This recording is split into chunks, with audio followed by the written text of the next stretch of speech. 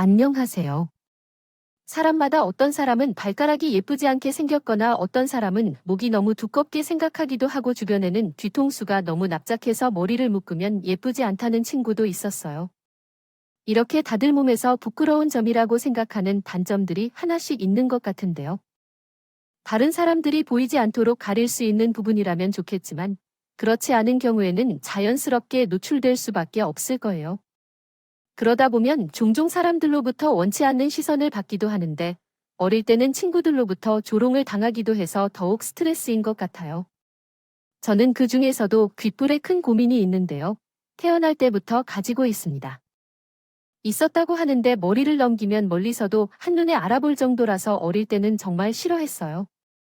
학교에 들어가니 특히나 남자애들이 이 점만 보면 그렇게 놀려댔거든요. 그러다 보니 머리가 길어지기 시작하면서 자연스럽게 가리고 다니게 되었죠. 저는 어릴 때부터 가족이라고는 어머니 한 분밖에 없었어요. 어머니가 저를 임신했다는 사실을 알게 되고 얼마 지나지 않아 아버지가 아프기 시작했고 결국에 제가 태어나는 것을 보지 못한 채 돌아가셨다고 하더라고요. 그래서 어머니는 홀로 저를 낳아서 키우셨는데 아버지가 남긴 보험금이 있어서 살고 있던 집을 작은 곳으로 바꾸고 그 돈을 보태서 작은 식당을 하나 차렸어요. 아이를 낳은 지 얼마 되지도 않은 어릴 적에 이런 일이 있었습니다. 아는 몸으로 충분히 쉬지도 못하고 식당에서 일하는 것이 쉽지 않았을 텐데 정말 대단하다는 생각이 들어요. 그래서 어머니는 지금도 저에게 가장 존경하는 분이기도 하죠. 다행히 식당은 장사가 꾸준히 되는 편이라서 그래도 밥을 굶을 정도로 어렵게 살지는 않았어요. 우리 집이 부유한 편은 아니었지만 그래도 삼시세끼 밥을 굶지 않고 따뜻한 집에서 살 수 있으면 저는 그것으로 충분하다고 생각하거든요. 물론 어머니께서 새벽 일찍 나가서 밤 늦게까지 고생해서 얻은 것이었지만 덕분에 저는 매밤 포근한 이불 속에서 편히 잠을 잘 수 있었어요. 어머니는 제 귀의 점이 아버지와 똑같다면서 오히려 자랑스럽게 생각할 수 있도록 이야기해 주셨어요.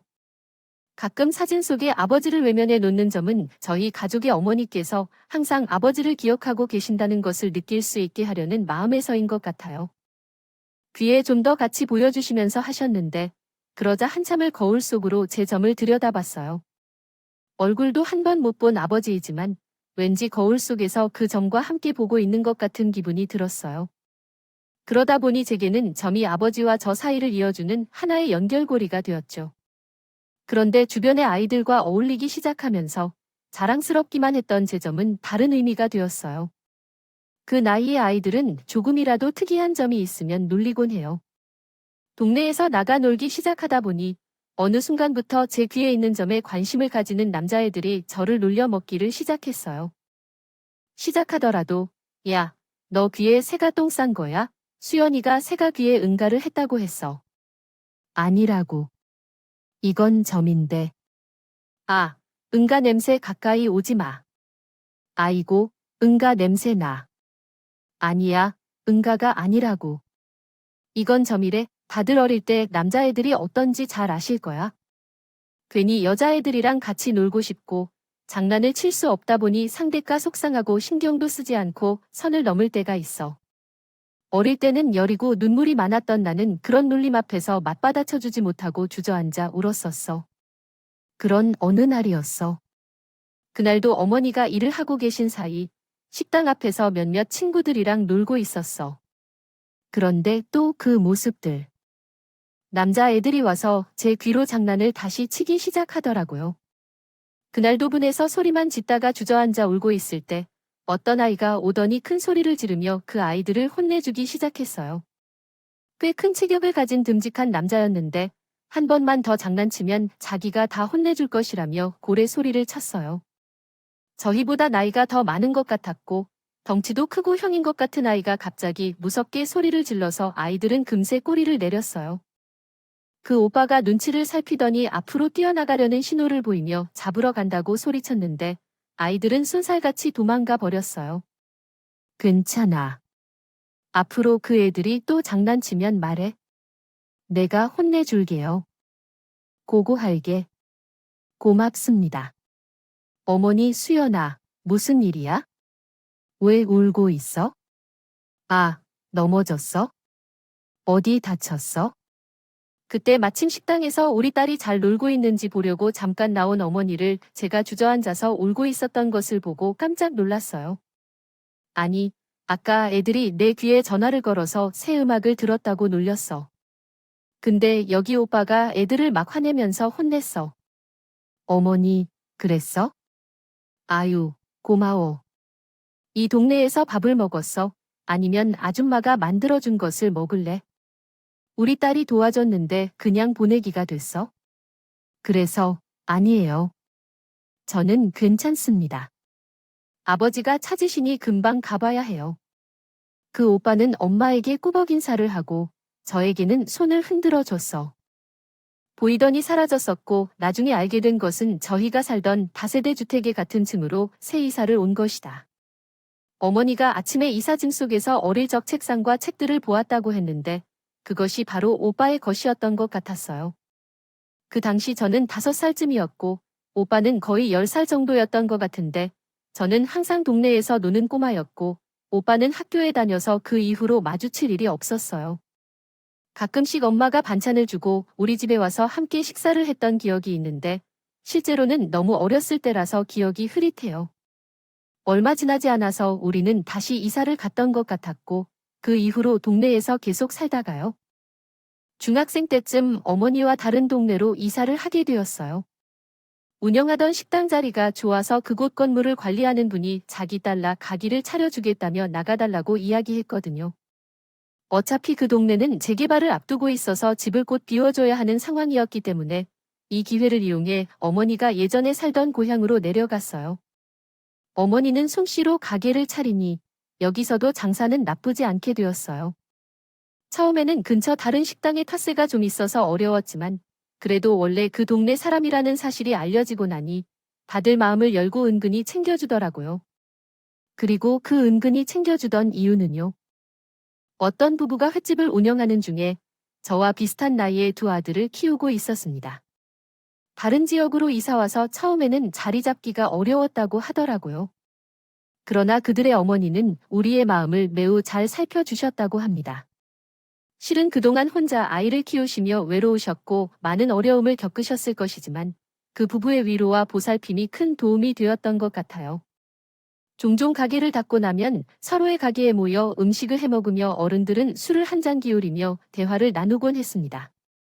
그럴 때는 저는 한쪽에서 숙제를 하는 척하면서 몰래 만화책을 읽고 그 집 형제들도 같은 공간에 있었어요. 있었으나 둘 다 남자 친구들이라서 어울리기 어려운 듯했어요. 그러던 어느 날 제와 동갑인 첫째가 조용히 다가와서 어떤 만화책인지 물어봤어요.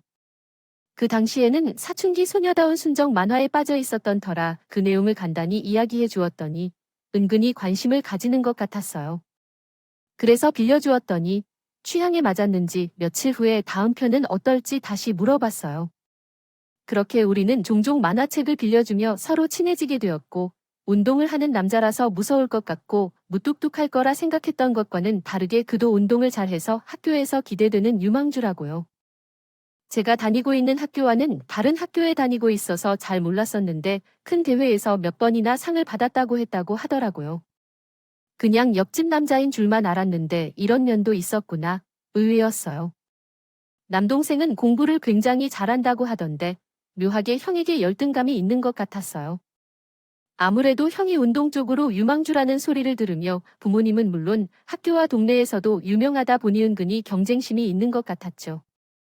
어릴 때는 형제나 자매 중 누군가가 너무 특출난다고 해도 알만한 것 같았는데 성장을 하면서 할수록 동생의 시기와 질투, 경쟁심이 커져서 그런지 형제 사이는 시간이 지날수록 점점 더 나빠졌어요.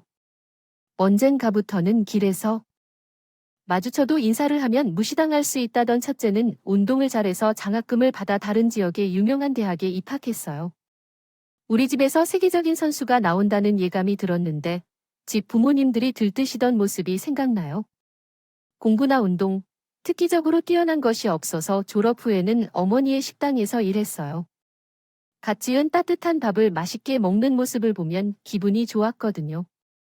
밥이 별거 아닌 것 같아도 언제, 어떻게 먹느냐에 따라 의미가 크게 달라질 수 있잖아요. 누군가는 일찍 일어나 하루를 든든하게 시작하면서 힘차게 작업을 시작할 수도 있고 어떤 사람은 힘든 날을 마무리하고 지친 저녁을 먹으며 그날을 마무리할 수도 있지 않나요? 식사를 함께 하는 것이기도 하고 집에서 제대로 챙겨 먹지 못하는 끼니를 채울 수 있는 혼밥이 될 수도 있습니다. 배고픔을 달래주고 외로움을 달래주며 힘이 날 수 있도록 도와주고 때로는 그리운 맛으로 감동과 눈물을 주기도 합니다. 그래서 식당에서 일하면서 밥이라는 것이 저마다 이렇게 다른 의미를 줄 수 있는지를 정말 많이 느낄 수 있었어요. 운동으로 장학금까지 받아 대학에 갔던 첫째 형은 방학 때마다 집에 오곤 했어요.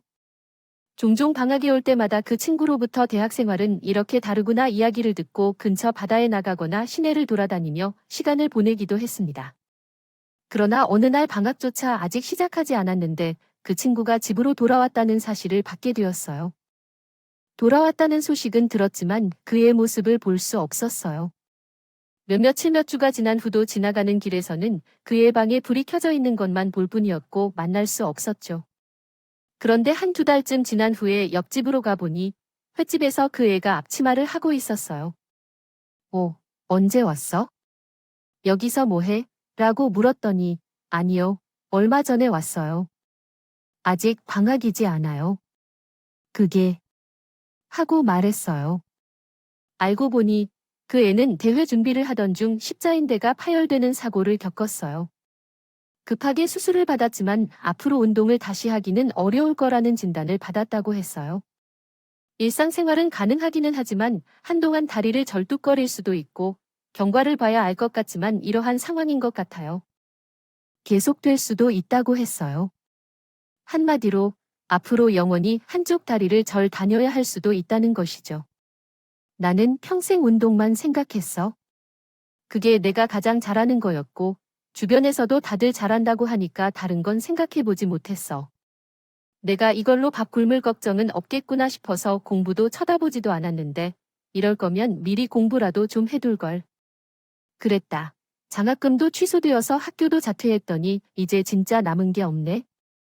앞으로 내가 뭘 해야 할지를 모르는 것 같아. 내가 그동안 공부를 어지간히 안 했지. 근데 아직 괜찮지 않을까? 나 봐. 졸업하고 뭐 딱히 할 것도 없이 어머니 식당에서 일하고. 그래도 너는 대학도 다녀왔고 앞으로 우리가 뭘 할지를 조금 더 천천히 생각해도 괜찮지 않을까 생각해. 그럴까 싶지만 동생은 명문대에 합격했으니 앞으로 뭘 할지에 대한 확신이 있어. 그게 뭐가 중요한지는 걔한테에게 자신의 삶이 있는 거야. 다른 사람들과 비교하면 끝이 없지만 그런 생각이 들었으면 나는 벌써 다른 여자들과의 자신의 삶 비교해서 식당에서 아줌마 소리를 듣고 일하는 게 창피해서 아무것도 못했을 거야. 각자 자신의 인생을 살면 되는 거야. 나는 그렇게 생각해. 이야기해줘서 고마워. 속이 좀 시원해져.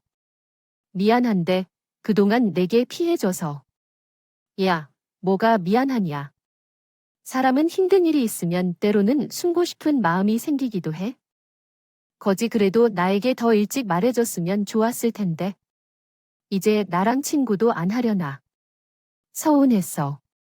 아, 그러고 보니 너 병원에 병문안도 못 갔네. 병문안은 왜 왔느냐. 어찌됐든 나 유머 있는 것만 봤을 텐데 바닷가에 앉아 맥주 한 캔을 기울이면서 저희는 그동안 쌓인 오해를 털어냈어요. 동갑이라 그런지 이야기하는 게 편하고 바닷가가 주는 낭만 때문인지 맥주의 힘을 빌려서 있었지. 그동안 서로에게 그리고 아무에게도 말하지 못했던 여러 고민을 나눌 수 있는 시간이었죠. 그리고 그날 이후로 저희는 한층 더 가까워진 느낌이 들었어요. 유명대학에 입학한 후 과에서도 수석을 맡아가며 나날이 성공의 길을 향하는 동생은 고향에 올 때마다 대놓고 자기 형을 무시하곤 해. 형은 서빙이나 하는 거지 다리가 그래서 서빙은 제대로 할 수 있고. 아, 그러게 운동 같은 거 하지 말고 그냥 전이 공부나 했으면 좋았잖아. 운동한다고 그래서 신발이며 돈 꽤 들었는데 그래도 군대는 안 가서 좋겠다. 부모님이 언제까지고 이 식당 운영하실 수도 없을 텐데 집에다 부담 주지 말고 형 살 길은 좀 알아서 찾아봐. 워낙 마음이 착한 애라서 그런 이야기를 듣고도 속상해만 하고 아무 말도 못 하더라고요. 그러면서 늘 옆에 있는 저까지 한심하게 쳐다보는데 부글부글 끓었지만 남의 집 자식을 어떻게 할 수도 없어서 항상 참았어요. 시간이 지나면서 옆집에 살고 가게도 바로 옆에서 같이 일하는. 저희는 서로 마음이 가까워지면서 결혼을 생각하게 되었어요. 연애라는 것도 제대로 하지 않았지만 왠지 우리 둘은 결혼이 어울리겠다 싶은 생각이 들더라고요. 무슨 이유인지는 모르겠지만 그냥 저희가 결혼을 하는 게 당연하게 느껴졌어요. 둘 다 취미 생활도 딱히 없고 어디 쓸 데 없는데 돈을 쓰는 것도 없어서 그동안 모아둔 돈도 꽤 됐어요. 그리고 결혼식이나 신혼여행, 살림집 모두 큰 욕심을 내지 않고 있었기에 그냥 저희 수중에 있는 돈으로 충분하겠다 싶었죠.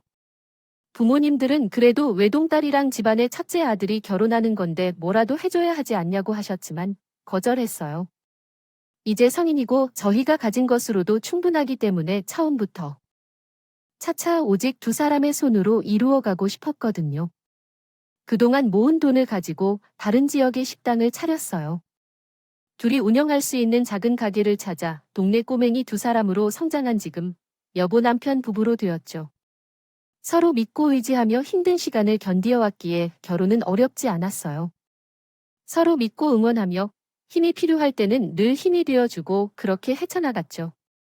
남동생은 대학을 졸업하고 대학원을 진학했는데 똑똑한 사람이어서 자신의 분야에서 탁월한 존재감을 보였어요. 결혼 이후로는 거의 연락을 하지 않았는데 가끔 명절에 만나면 차가웠어요. 수가 없더라도 차라리 서로 무시하고 지내는 것이 좋을 텐데 그건 또 아닌지 볼 때마다 꼭 저희를 걱정하는 척하면서 무시하는 말들을 하곤 했어요. 두 사람이 운영하는 식당 매출이 그래서 그렇게 되면 나중에 아이는 어떻게 키우려고 그 돈을 사용하나요? 요즘은 집도 못 쓰고 있는데 앞으로 어떤 준비를 하려는지, 아휴, 다리를 다쳐서 대학을 그만둘 때부터 뭐 자세히 생각해보면 미래가 없지 아무래도 그냥 고졸이라서요. 그리고 몇 년 후, 동생은 유명한 치과 대학을 졸업하고 의사가 되었고 한 여성과 결혼했어요. 자신의 아내들 사람들에게 우리 이야기를 어떻게 했는지 이미 상견례 자리에서 만나자마자 대놓고 무시했어요. 그래도 우리도 사람이고 그저 나이만 보면 형님인데 어떻게 그렇게 사람을 대하는 걸 수 있을까요? 정말 많이 변했어요. 결혼 전까진 정말 행복한 인생을 살고 있었는데 서로를 위한 것 하나 없이 무조건 변명만 하는 사람으로만 변해버렸어요. 이제는 어떻게 지내야 할지 정말 고민이 되네요. 서로를 위해 희생하고 있다는 느낌을 언제 받을 수 있을지 상상조차 할 수 없네요. 김 부사장한테 선생님이 된 지 이제 1년이 지났어요. 성격은 둘 다 변하지 않았어도 서로에 대한 태도는 정말 크게 변해버렸어요. 김 부사장은 업무가 바빠 이사를 떠나면 매일매일 같이 준 연락도 줄어드는 상황이라서 더 이상 미련하지 않는 것이 맞을까요? 저희는 작은 빌라 근처에 살았기 때문에 마주치는 일도 딱히 없었어요. 제 식당은 주로 손님들이 찾아와서 단골 손님들이 계속해서 방문하는 식당이었기에 가족들끼리 편히 밥 먹고 살 정도였습니다. 저희는 딸 하나를 두고 있는 총 쌓인 가족이었는데 가난하지 않았지만 부자도 아니었어요.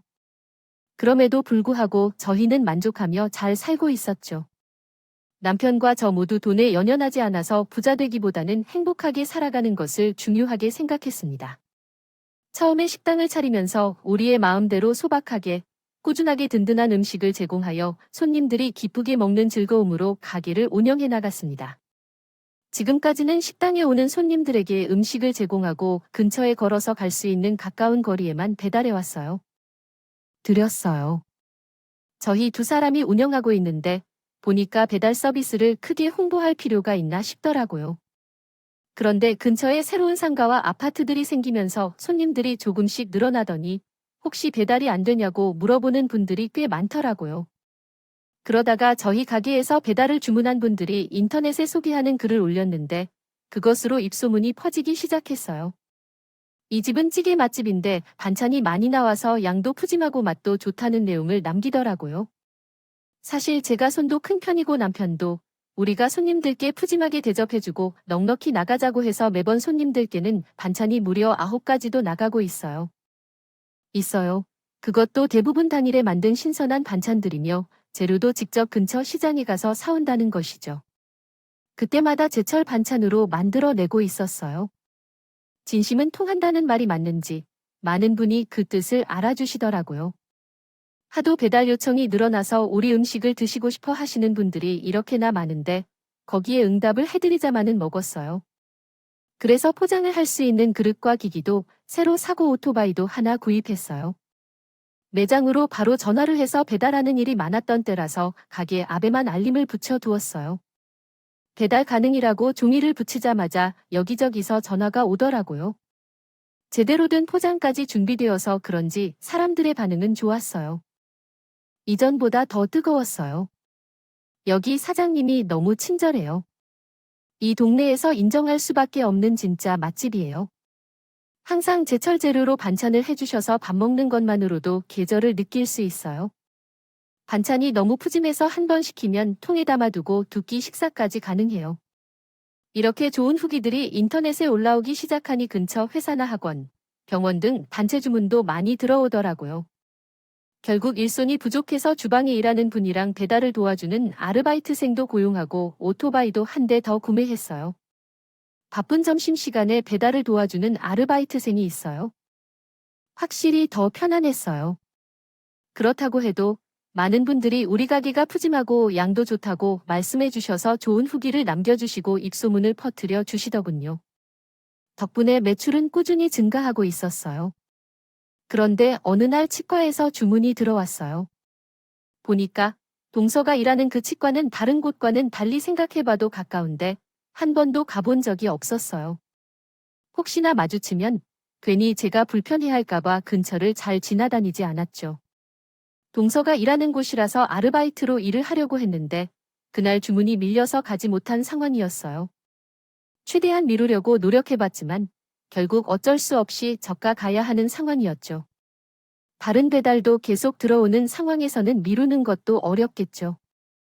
노력이었고 미웠던 골치 아픈 일이었지만 가족인 동서가 일하는 곳이라서 고의적으로 반찬도 더 풍성하게 챙겨서 서비스로 오징어 볶음이랑 제육볶음도 포함했어요. 그렇게 꼼꼼히 챙겨서 최대한 제가 배달하는 걸 안 보이도록 호주머니를 한 번 더 지나게 하고 빠르게 달렸어요. 치과로 향해 들어가자마자 입구에서 동서와 마주쳤어요. 깜짝 놀라서 인사를 하려는 손이 올랐지만 항상 봐왔던 차가운 표정으로 말했다. 아직 점심시간이 남아있나요? 사시오. 그리고 이런 분들은 환자들을 만나기 위해서 뒤쪽의 출입구를 사용하시라고 했는데 다음부터 조심해주세요. 아주머니, 제 식사는 저쪽 휴게실에서 하고 있어요. 거기로 음식을 배달해 주시면 돼요. 일할 때 입는 남편의 낡은 트레이닝복에 토시까지 하고 소주 글씨가 쓰여있는 앞치마에 머리를 질끈 묶은 사람을 형님이라고 소개하기에는 창피했다. 원래도 남들 눈을 많이 신경 쓰는 사람이니까 그냥 그런가 라고 생각했다. 기분은 좀 꿀꿀하게 하지만 그래도 제 일은 해야 하니까 동서가 알려준 안쪽 휴게실로 들어갔다. 가지고 온 음식을 테이블 위에 올려두고는 그 위에 올려져 있던 돈을 챙겨서 영수증을 남겨두고 나가려는데 어떤 남자가 들어왔다. 죄송합니다. 얼른 나갈게요.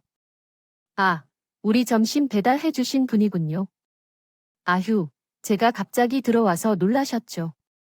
죄송해요. 저는 이 치과 원장이에요. 손님들이 여기 음식이 너무 맛있다며 엄청 칭찬을 많이 하셔서 궁금해서 함께 시켜보자고 직원들을 설득했어요. 어이가 김이 속도록 입소문이 있는 이유가 있네요. 벌써 냄새부터 좋고 서빙도 완벽한데요. 감사합니다. 잘 먹겠습니다. 감사합니다. 그러더니 이만큼 여기 원장님이라는 분께 마주쳐 짧게 대화를 나눴는데 너무나 상냥하고 자상한 분이셨어요. 덕분에 불편했던 기분이 좋아져서 문을 나서려는데 갑자기 제 손목을 붙잡으며 저기 혹시 어릴 적 봉은동에 살았던 적 있나요? 라고 물어보시니까 순간 겁이 났어요. 자신도 없는 사람이 내 동네를 알고 있다니 너무 이상한 사람이라 생각돼요. 크게 생각해 볼 수 없어 그는. 지금의 모습을 볼 때 얼마나 버려진 존재 같은지. 지금은 낡은 가구 위에 앉아 잠시 순간 어떤 테라피 해야 할지 생각하고 있다. 무겁고 어둡고 조용한 공간은 얼마나 외롭기도 하겠지.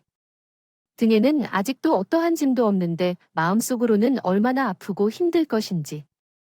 한켠에 놓인 하나의 텍스트에는 이렇게 쓰여져 있었다. 오늘 태어난 아기. 어머니, 어디 있나요? 지금 그는 실감이 나질 않고 한숨을 한 번 깊게 내쉰다. 아직도 엄마는 그를 떠나지 않았다. 하지만 시간이 흘러도 그 생각만큼 행복하지는 못할 것이다. 아직도 부족한 그의 일상을 위해 누군가가 기다리고 있기는 할 것인가. 평화로운 숨소리만이 지금 그의 곁을 지나가는 걸까? 그는 조용히 그 생각 속에서 자신에 대한 답을 찾을 것이다. 울더라고요. 그래서 이러지도 저러지도 못하고 엉거주춤하게 있었는데 그분도 정신이 들었던 건지 미안하다면서 잠시 이야기 좀 나누자며 자리에 앉았어요. 아, 정말 기억 안 나네요. 어릴 때 같은 층에 살았는데 저랑 같은 층이네요. 세월이 많이 흘러서 얼굴도 변해서 알아보기 힘들죠. 아, 수현이도 처음 만났을 때 진짜 쭈글쭈글한 친구였는데 막 친구들한테 놀림당해서 길에서 울고 있었고, 그래서 내가 구해주고 그랬는데. 아, 근데 이젠 진짜 어른이 되었구나. 나도 완전 아저씨가 됐는데. 아, 그래서 알아보기 힘든가 보다. 그때 내가 워낙 어련했으니까. 그래도 내가 이사한 날 처음으로 만난 친구였는데 아쉽네. 오, 잠깐만. 아니 혹시 그 예전에 저랑 같은 층에 살던 오빠, 우린 관계가 뭔가 친구 같아서 계속 생각이 나던데요? 집에 돌아와서 밥도 먹었었죠. 아, 미안해요. 제가 그때 너무 어려서 사실 얼굴이나 이름이나 다른 건 잘 기억이 안 나요. 그냥 어떤 오빠가 제가 막 친구들한테 놀림당할 때 와서 뭐라고 혼내주고 가끔 우리 집에서 밥도 먹었던 것만 기억나네요. 괜찮아요. 나도 깜빡하면 너를 못 알아볼 뻔했어. 그때랑 세월이 너무 많이 지났잖아. 아, 다행이네. 이에 점을 딱 보니까 알겠더라고요. 어릴 때는 이 점 때문에 놀림도 많이 받고 스트레스였는데 이게 좋은 역할을 할 때도 있네요. 이 점 때문에 알아봤더니 맞네요. 어릴 때는 너 이 점 때문에 놀림 당했다고 맨날 울고 그랬는데 이렇게 너를 알아보게 해줬으니 고마워야 되겠다. 오, 어머니는 어떻게 하셨어요? 잘 지내세요? 어디 아프신 곳은 없으신가요? 근데 어머니는 이 동네에 사시는 거죠? 저는 정말 너희 어머니께 꼭 고맙다고 말씀드려야 하는데, 저 숨 좀 쉬고 질문 드리겠습니다. 너무 많이 물어봐서 정신이 없네요. 어머니는 고향에서 따로 살고 계시는데 아주 크게 아프신 곳이 없기는 한데요. 이를 동반한 잇몸이 안 좋아서 작년 정도부터 음식을 제대로 드시지 못하고 계시는데 병원에 가보시라고 이야기를 해도 나이 들면 다 그러시다고 치과에 가도 돈이 얼마냐고 물으시더니 안 계시더라고요. 그래서 아마 제대로 먹은 게 없어서 그런지 요새는 말라셨어요. 계속해서 식당을 운영하다가 얼마 전에 그만두신 걸 내놨다는데 그것을 우리 집으로 가져가려고 해요. 어머니께 왜 고맙다고 말씀드리고 싶은지 궁금한데요. 그럴 일이 있었어요. 조간 어머니 우리 거랑 제가 무료로 진료 다 줄게. 오랜 친구니 좋으니까 꼭 어머니한테 감사 인사를 드려야 해요. 그리고 모시고 와야 해요. 알겠어요. 저희는 마지막으로 조만간 또 만나자는 반가운 인사를 하면서 헤어졌어요. 그리고 시간을 되돌려서 오늘 있었던 일을 남편에게 이야기했더니 어떻게 그런 인연이 있냐며 신기해했어요. 그리고 이 소식을 바로 어머니께 전했어요. 엄마는 이야기를 듣고 거기서 그렇게 만나냐고 옆집 꼬마애가 치과 원장이 된다면서 놀라셨어요. 그분이 꼭 엄마를 만나고 싶다고 해서 이번 주말에 모시러 간다니까 같이 검진도 받으면서 인사하러 가자고 했어요. 엄마는 부담스럽게 뭘 굳이 찾아란 듯이 했죠. 가려고 하셨지만 저는 그래도 오랜만에 옛날 이야기도 하고 일부러 오라고 해주셨는데 가보자고 웃겼어요.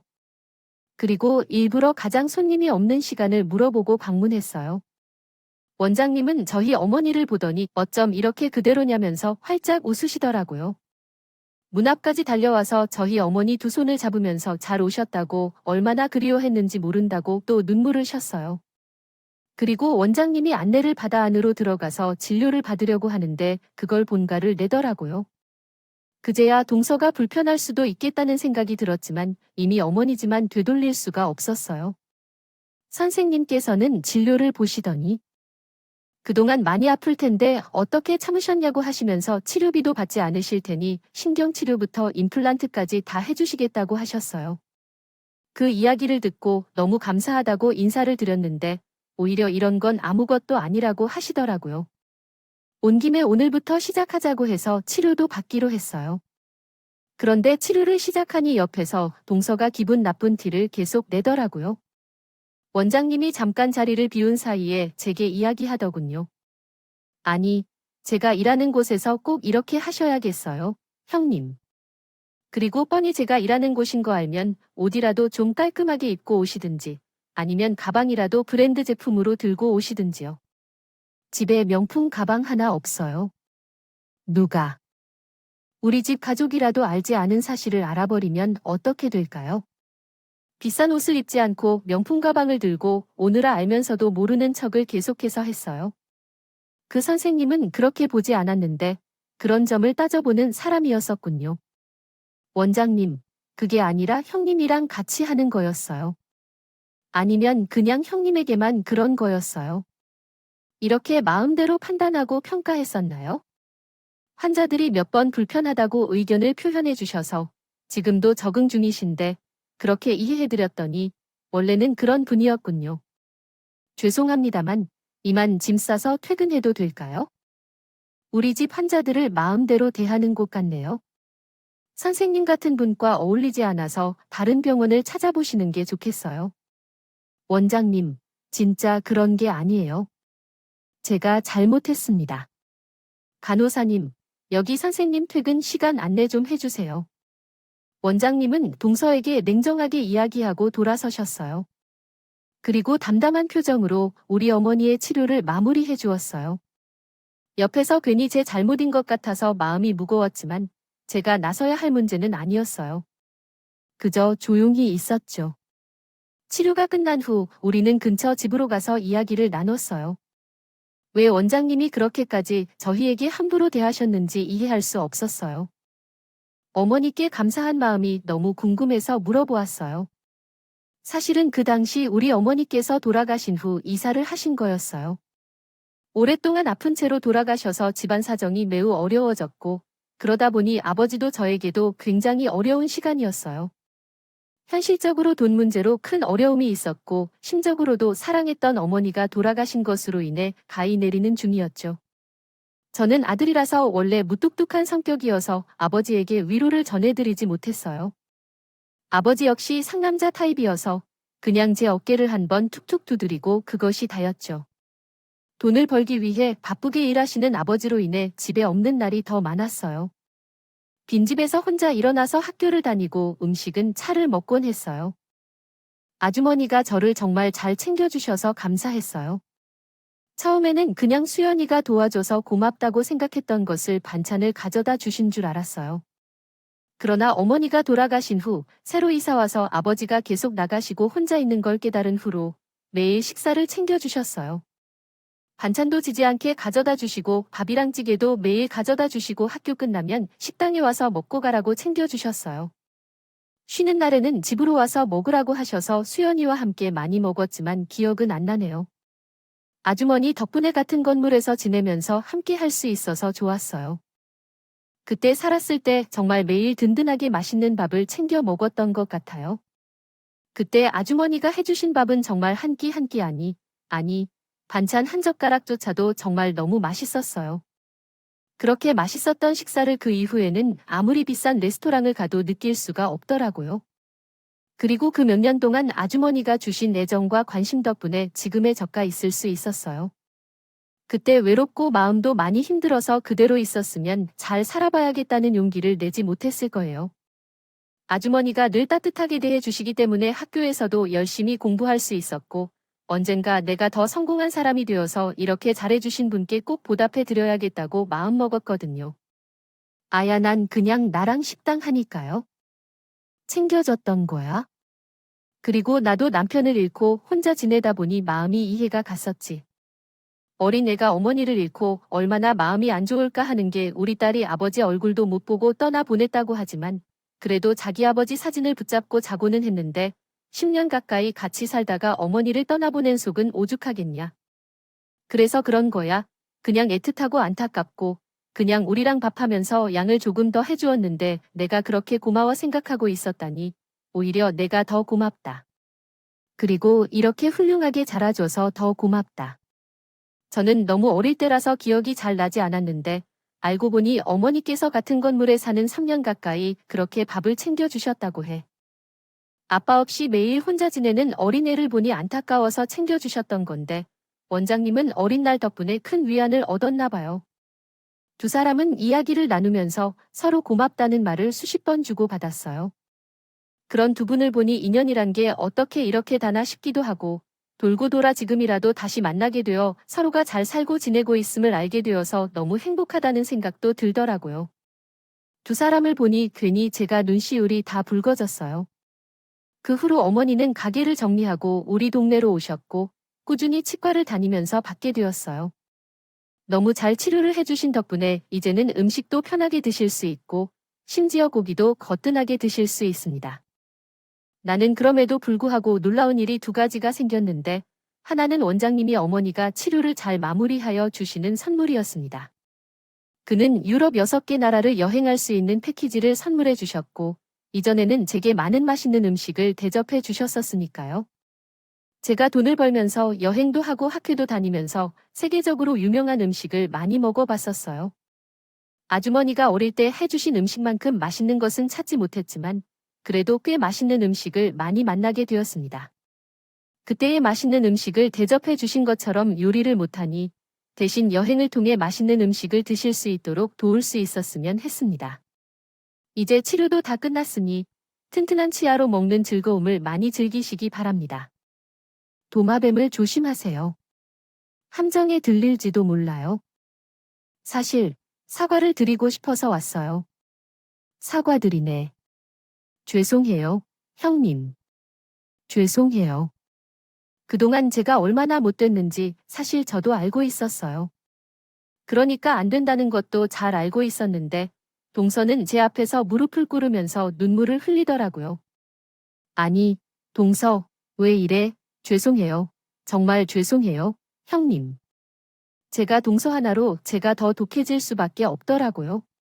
나쁜 방법이었죠. 제가 다른 사람들에게 무시당하기 싫어서 먼저 그 사람들에게 그렇게 행동한 거예요. 그렇게 해보니까 제가 상처받지 않더라고요. 그래서 어느 순간부터 저는 그냥 나쁘고 못된 사람이 되었다고 생각했어요. 제 마음이 이렇게 상하다는 것을 깨닫지 못한 채였죠. 하지만 이번에 크게 깨달았어요. 처음에는 다른 사람들 앞에서 그런 말을 듣는 것이 부끄럽고 화가 났어요. 하지만 돌이켜보니 내가 이렇게 나쁜 사람이었나 싶었어요. 천천히 내 모습을 들여다보니 참 못된 사람으로 성장했다는 것을 알았죠. 상처를 많이 받으셨을 텐데 죄송합니다. 사과해도 받아주실 수 없겠지만 기회를 주신다면 다시 잘해보겠습니다. 동서로 형님을 잃지 않게 해주겠어요. 그래도 동서로 형님께 다시는 그런 짓을 안 하겠습니다. 사과했어요. 그래서 저도 서운했던 마음을 뒤로 하고 저희는 새로운 형님 동서 사이로 다시 시작하기로 약속했죠. 그리고 정말 그때 약속한 대로 동선이 이전과 다르게 정말 잘해주었는데요. 가끔은 안부 연락도 하고 새로 일하게 된 직원들이랑 저희 식당에 밥을 먹으러 와서 우리 형님이라고 자랑도 하더라고요. 그리고 동서가 변화하기 시작하니 우리 집안에는 또 다른 변화가 시작되고 있었는데요. 동서의 초대로 집에 갔더니 서방님까지 해서 저희 부부랑 식사 자리를 마련했고요. 그래서 조금씩 형제들 사이에 그동안 얼어붙었던 분위기를 녹이기 위해 준비를 하고 있는데요. 이번에 어머니랑 함께 해외여행을 다녀오면서 서방님과 동서 줄 선물도 각각 사오는 생각이에요. 그리고 이렇게 지내다 보면 앞으로 우리 가족이 더욱 돈독해질 수 있겠죠? 지금까지 사연을 들어주셔서 감사합니다. 사연이 재밌었다면 구독과 좋아요를 눌러주세요. 감사합니다. 안녕히 계세요.